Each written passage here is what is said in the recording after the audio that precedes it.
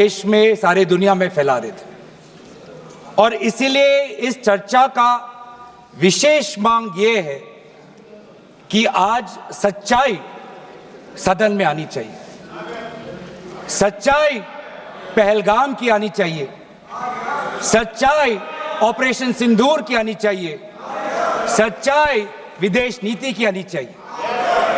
और यही आज हमने सूचना का जो युद्ध की बात हम कर रहे हैं, वो आज हमने आदरणीय राजनाथ सिंह के भाषण में सुना।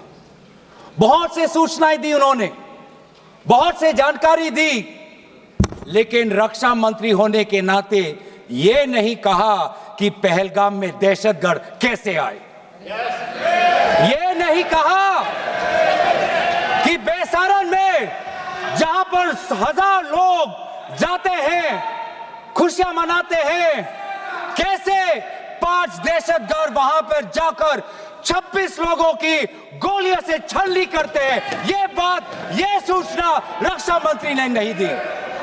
यही है सूचना का युद्ध कि इतनी जानकारी देते हैं कि कभी कभी सवाल पूछना भी भूल जाते हैं। और आज ये है हमारे विपक्ष का कर्तव्य कि हम सवाल पूछेंगे देश हित में, राष्ट्र हित में। आज देश ये जानना चाहता है कि वो 5 दहशतगर्द कैसे घुसे, और उन दहशतगर्दों का भी मकसद था, पाकिस्तान से आए हुए वो दहशतगर्दों का क्या मकसद था? उनका मकसद था कि जम्मू कश्मीर की अर्थव्यवस्था को तनाव करना, विनाश करना। उनका मकसद था कि भारत देश में एक सांप्रदायिक वातावरण का जन्म देना। उनका मकसद यह था कि भारत और पाकिस्तान का एक हाइफिनेशन होना, यह था उनका मकसद।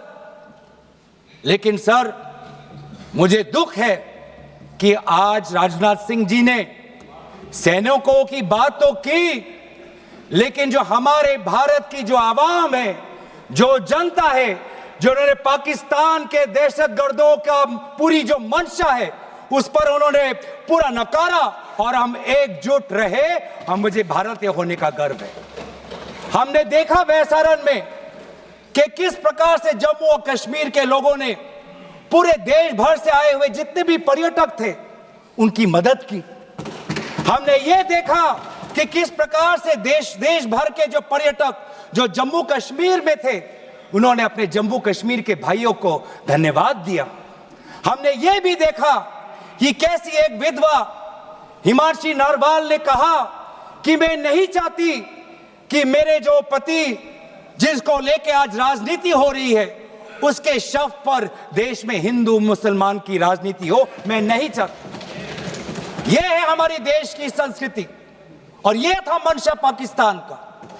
और मैं ये भी गर्व महसूस करता हूं कि सारे विपक्षी राजनीति दल, हम सब एकजुट होकर, राहुल गांधी जी ने एक साफ साफ कहा कि हम सरकार के साथ हैं और सरकार को पाकिस्तान को एक ठोस मजबूत कदम देना ही पड़ेगा। लेकिन देश ये भी जानना चाहता है, वे 26 लोग जो जिनके परिवारों में आज कोई गुजर गया, वे ये भी जानना चाहता है कि 100 दिन गुजर गए और वे 5 दहशतगर्दियों को यह सरकार पकड़ नहीं पाई।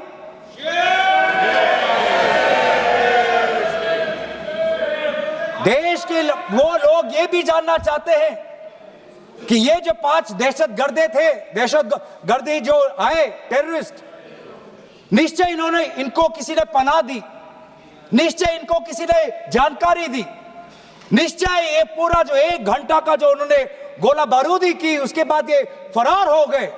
उनको फरार होने में भी किसी ने उनकी मदद की, और आज भी ये 100 दिन हो गए और सरकार के पास कोई जवाब नहीं। वहां पे सीआईएसएफ है, वहां पे आदरणीय गृह मंत्री कुछ दिन पहले ही गए थे पूरा रिव्यू लेने के लिए, और आप किसी को पकड़ नहीं पाए। ये कैसी है, ये कैसा बंदोबस्त? आपने कहा कि आर्टिकल 370 के चले जाने के बाद जम्मू कश्मीर सेफ है, जम्मू कश्मीर में आइए, लोग आए, लोगों ने अपने आप को सुरक्षित महसूस किया, लेकिन बेसारन में देखा कि कितने वो निहत्थे थे, कितने वो असहाय थे कि लगभग 1 घंटा लगा एक एम्बुलेंस उनके पास पहुंचने के लिए। पुलिस पर अगर आर्मी भी आई तो चल के आई। और सर, मैं वो नजारा भूल नहीं सकता। तो संसद में ऑपरेशन सिंदूर को लेकर लगातार चर्चा चल रही है। एक बार फिर से आपको संसद लिए चलेंगे, लेकिन उससे पहले वाराणसी का रुख करते हैं, जहां इस वक्त मुख्यमंत्री योगी आदित्यनाथ पहुंचे हैं। तस्वीरें दिखा रहे हैं आपको, सीएम योगी आदित्यनाथ वाराणसी पहुंचे हैं। वाराणसी पहुंचे हैं सीएम योगी।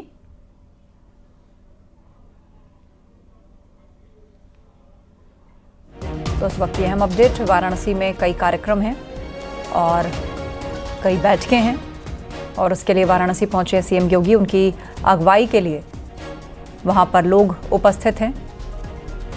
वो सभी लोग सीएम का अभिवादन कर रहे हैं, मुख्यमंत्री भी उनका अभिवादन स्वीकार कर रहे हैं। 2 दिनों के वाराणसी दौरे पर हैं सीएम योगी आदित्यनाथ और इसी सिलसिले में वो वाराणसी पहुंचे हैं।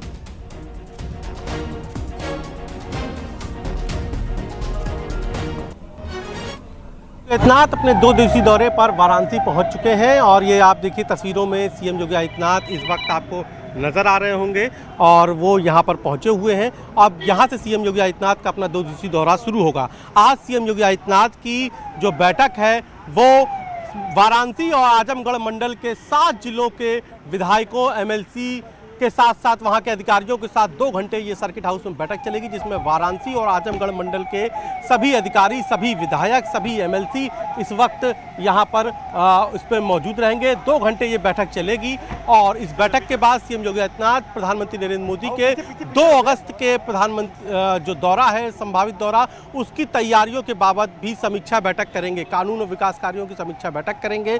और इसके अलावा सीएम योगी आदित्यनाथ प्रधानमंत्री के हाथों लोकार्पित होने वाली जो योजनाएं हैं उनकी भी सूची फाइनल करेंगे। यही नहीं, प्रधानमंत्री के हाथों भदोही 4 लेन का भी लोकार्पण होना है, तो सीएम योगी आदित्यनाथ मौके पर जाकर उसका स्थलीय निरीक्षण भी करेंगे।